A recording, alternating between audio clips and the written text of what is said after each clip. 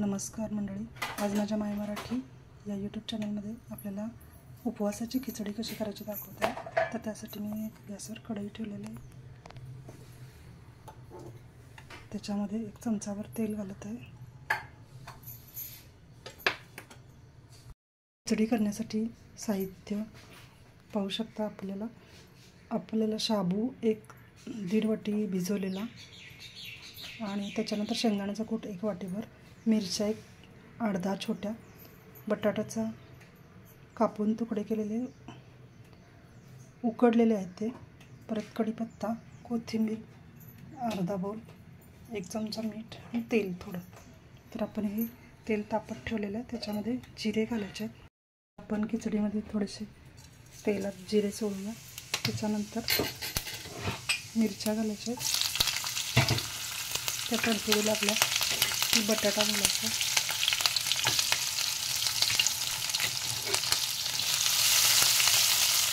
ते थोडं हलवून घेतल्यानंतर त्याच्यामध्ये कढीपत्ता घालायचा आहे। बटाटा शिजवून घेतल्यामुळे जास्त त्याला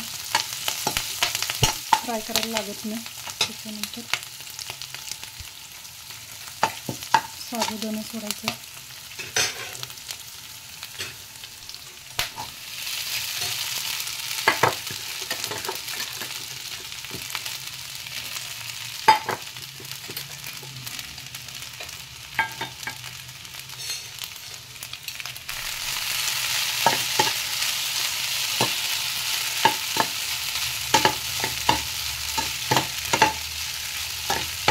साबुदाणा घातल्यानंतर त्याच्यामध्ये हा वाटीभर शेंगदाण्याचा भाजून बारीक केलेला कूट घालायचा आहे।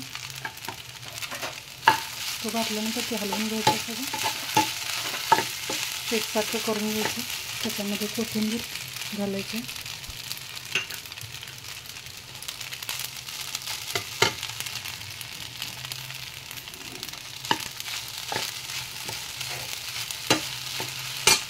त्याच्यामध्ये 1 चमचा मीठ सोडायचं,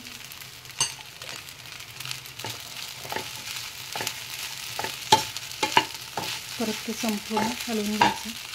अशा पद्धतीने खिचडी आपली उपवासाची तयार झालेली आहे।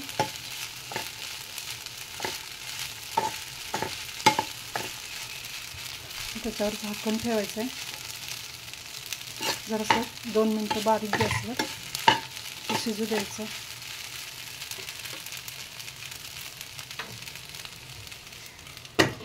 उपवासाच्या शेंगदाण्याची आमटी कशी करायची ते तुम्हाला आता दाखवत आहे।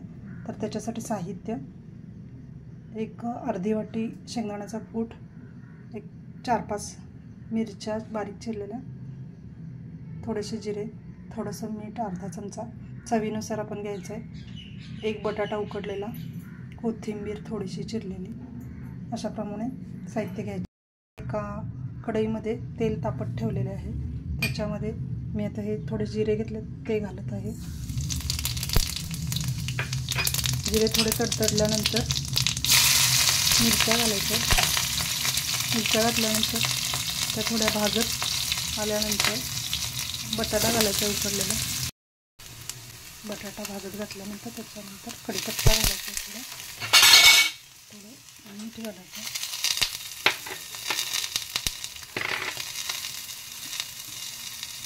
त्याच्यानंतर शेंगदाण्याचा कूट त्याच्यात घालायचा, भाजून घेतलेल्या शेंगदाण्याचा कूट त्यात घालायचा। त्याच्यानंतर मी गरम पाणी ठेवलं ते त्याच्यात आम्ही ओतणार आहे।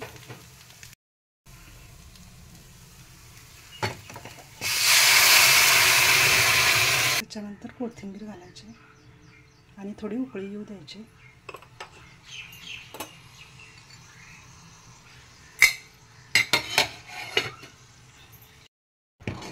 अशी उपवासाची मस्त आमटी खूप छान तयार झालेली। बटाटा घातल्यामुळे मला थोडासा दाटपणा येतो, तरी पातळच आम्हाला आवडते, त्यामुळे आम्ही पातळच करतो। ही शेंगदाण्याची बटाटा घालून केलेली उपवासाची आमटी तयार आहे। तर ही उपवासाची खिचडी किती छान झाली बघा। आवडली असेल तर लाईक करा, कमेंट करा, सबस्क्राईब करा आणि बेल आयकॉन दाबून सहकार्य करा।